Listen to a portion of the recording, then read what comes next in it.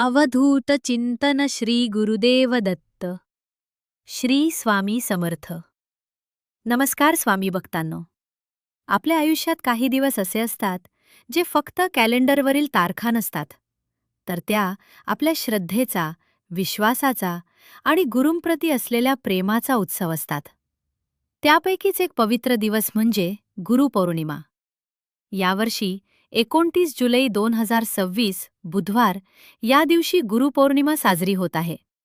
हा दिवस प्रत्येक दत्तभक्त, स्वामी भक्त आणि आपल्या गुरूंना जीवनात सर्वोच्च स्थान देणाऱ्या प्रत्येकासाठी अत्यंत पवित्र आहे.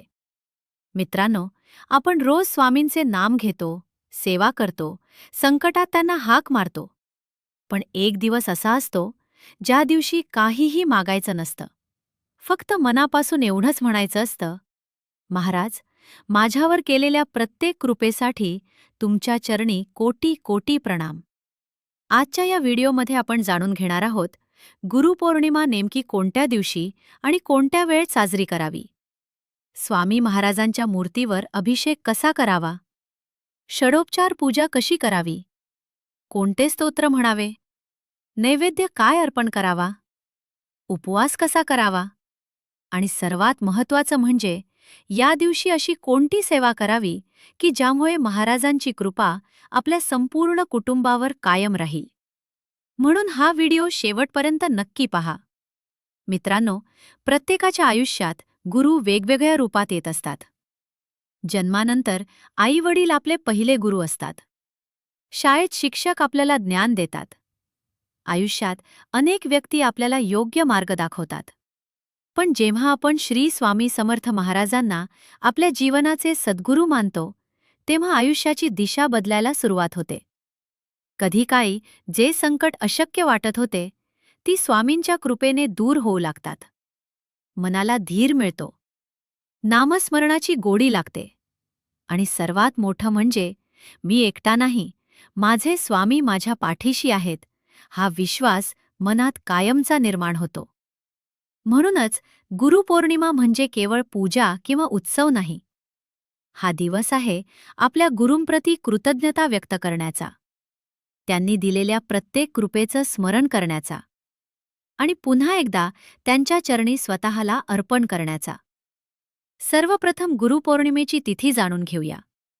यावर्षी पौर्णिमा तिथी 28 जुलै 2026 रोजी संध्याकाळी 6:19 सुरू होत आहे. तर 29 जुलै 2026 रोजी रात्री 8:06 समाप्त होत आहे.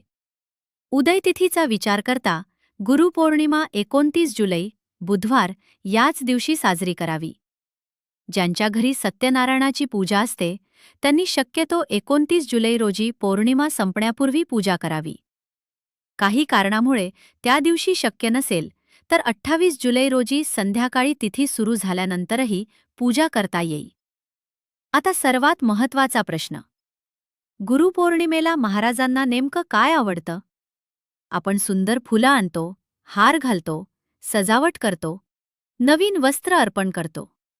पण एकदा शांतपणे विचार करा, ज्यांनी हे संपूर्ण विश्व निर्माण केलं त्या सद्गुरूंना आपल्या वस्तूंची खरंच गरज आहे का? नाही. महाराजांना सर्वात प्रिय आहे तुमचं प्रेम, तुमची श्रद्धा, तुमचं नामस्मरण आणि तुमचा वेळ. याच दिवशी शक्य तितका वेळ मोबाईल, टीव्ही आणि इतर कामांपासून दूर राहून श्री स्वामी समर्थ या नामात मन रमवा.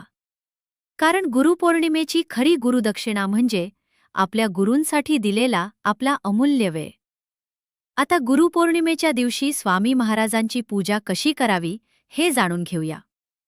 सकाळी शक्यतो लवकर उठून स्नान करून स्वच्छ आणि सात्विक वस्त्र परिधान करा. घरातील देवघर स्वच्छ करा.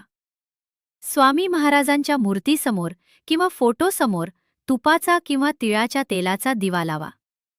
धूप, अगरबत्ती लावा आणि सर्वप्रथम मन शांत करून महाराजांना प्रार्थना करा. प्रार्थना करताना एवढंच म्हणा, महाराज, आजचा हा दिवस तुमचा आहे. माझ्याकडून जे काही होईल ते तुमच्या कृपेनेच होईल. माझ्या पूजेत काही कमी जास्त राहिलं तरी ते प्रेमाने स्वीकारा. ही भावना सर्वात महत्वाची आहे. महाराजांच्या मूर्तीवर अभिषेक कसा करावा? ज्यांच्या घरी स्वामी महाराजांची धातूची किंवा दगडाची मूर्ती आहे त्यांनी अभिषेक करावा. जर फक्त फोटो असेल तर फोटो स्वच्छ कापडाने पुसून पूजा केली तरी तितकंच पुण्य मिळतं. अभिषेकासाठी तुम्ही स्वच्छ पाणी, दूध, पंचामृत किंवा केवळ गंगाजल वापरू शकता. अभिषेक करताना घाई करू नका. प्रत्येक थेंबासोबत श्री स्वामी समर्थ हा मंत्र जपा.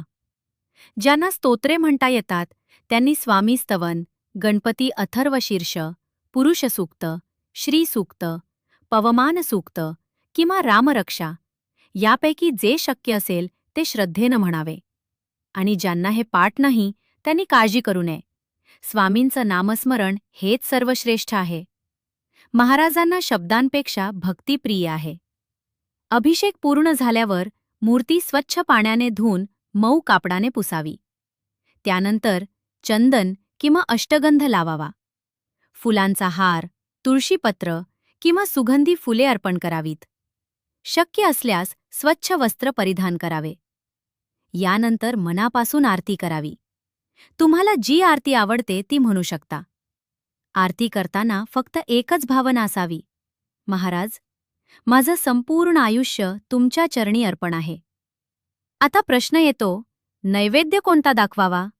मित्रांनो, स्वामी महाराजांना पदार्थांपेक्षा भक्ती अधिक प्रिय आहे. तरीही आपल्या श्रद्धेनुसार दूध साखर, खीर, शिरा, पुरणपोळी, फळे किंवा घरात बनवलेला सात्विक पदार्थ नैवेद्य म्हणून अर्पण करू शकता. जर तुम्ही गुरुपौर्णिमेचा उपवास करत असाल तर उपवासाचे पदार्थही नैवेद्य म्हणून दाखवू शकता.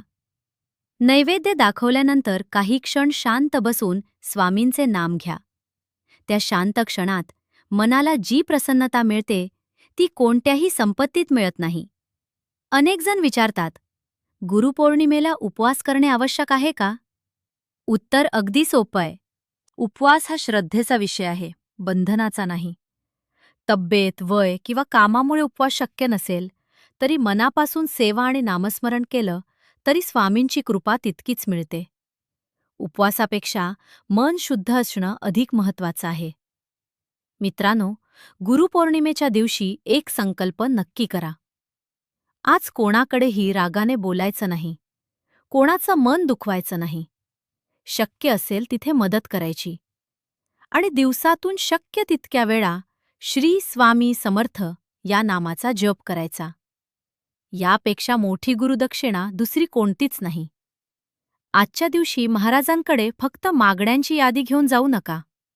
एकदा त्यांच्या चरणी बसून एवढंच म्हणा, महाराज, आज मला काहीही नको, फक्त तुमची कृपा, तुमचं नाम आणि तुमचा हात माझ्या डोक्यावर कायम राहू द्या. विश्वास ठेवा, अशा मनापासून केलेली प्रार्थना कधीच व्यर्थ जात नाही. चला, गुरुपौर्णिमेचा हा पवित्र दिवस आनंदाने, भक्तीने आणि कृतज्ञतेने साजरा करूया. आपल्या कुटुंबासाठी, समाजासाठी आणि संपूर्ण विश्वाच्या कल्याणासाठी स्वामींच्या चरणी प्रार्थना करूया. शेवटी एवढंच म्हणेन, गुरु म्हणजे अंधारातून प्रकाशाकडे नेणारा दीप आणि ज्याच्या आयुष्यात सद्गुरूंचा हात असतो त्याचा मार्ग कितीही कठीण असला तरी तो कधीच हरवत नाही. झालेली सेवा श्री स्वामी समर्थ महाराजांच्या चरणी अर्पण करतो. श्री स्वामी समर्थ. जय जय स्वामी समर्थ. जर हा व्हिडिओ तुम्हाला आवडला असेल तर तो इतर स्वामी भक्तांपर्यंत